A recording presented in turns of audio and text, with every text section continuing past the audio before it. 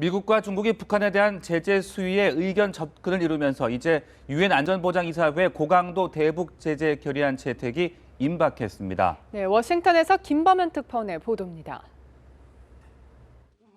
현재 미국과 중국은 유엔 안전보장이사회의 대북 제재 결의안에 대한 마지막 검토 작업을 진행 중입니다.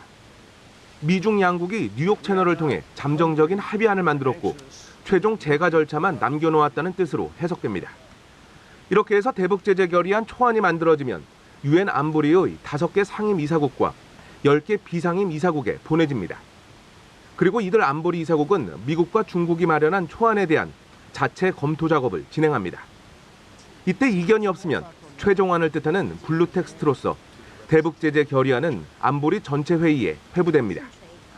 하지만 만약 15개 이사국 중 어느 한 곳이라도 이견을 제시하면 안보리 전체 회의 회부에 앞서 또다시 의견 수렴 작업을 거쳐야 합니다. 다만 대북 제재 수위를 놓고 가장 큰 충돌을 빚어온 미국과 중국이 내놓은 합의안인 만큼 다른 이사국들이 이렇다 할 문제를 제기하진 않을 것이라는 게 대체적인 관측입니다. 즉, 미중 간 최종 합의안만 나온다면 그 이후 절차는 일사천리로 진행된다고 할 수 있습니다. 이사국들의 검토 작업, 그리고 문구 조정 작업 등에 걸리는 시간은 사흘 안팎. 이르면 미국 현지 시간으로 이번 주 금요일, 즉 26일, 늦어도 이번 달을 넘기지 않는 29일에는 고강도 대북 제재안이 안보리를 통과할 것이라는 전망이 이어지고 있습니다. 북한의 4차 핵실험이 있은 지 50일이 지나서야 안보리의 강력한 대북 제재 조치가 취해지게 되지만 내용은 전례 없이 강력할 것으로 예상됩니다. 워싱턴에서 연합뉴스TV 김범현입니다.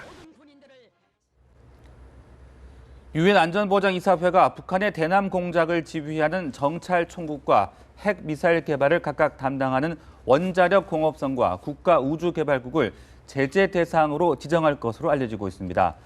안보리는 이르면 내일 채택될 예정인 대북 제재 결의안 초안의 제재 대상 명단에 이들 기관을 비롯해 개인과 기관 30여 곳을 포함시킨 것으로 전해졌습니다.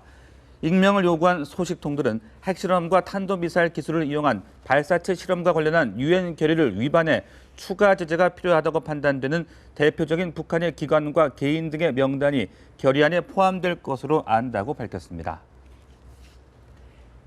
네, 중국이 북한과의 무역 50%를 중단할 것이라는 중국 관영 언론 보도가 나왔습니다.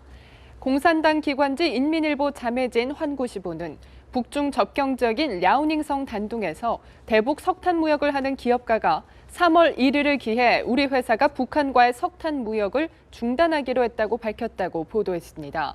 이 기업인은 신문에 중단 원인은 아마 북한의 위성 발사에 대응한 중국 측의 금융 제재 시행일 가능성이 크다며 중국과 북한 간 무역의 50%가 중단될 것이라고 말했습니다. 석탄 무역은 북한과 중국 간 무역량의 42% 이상을 차지합니다.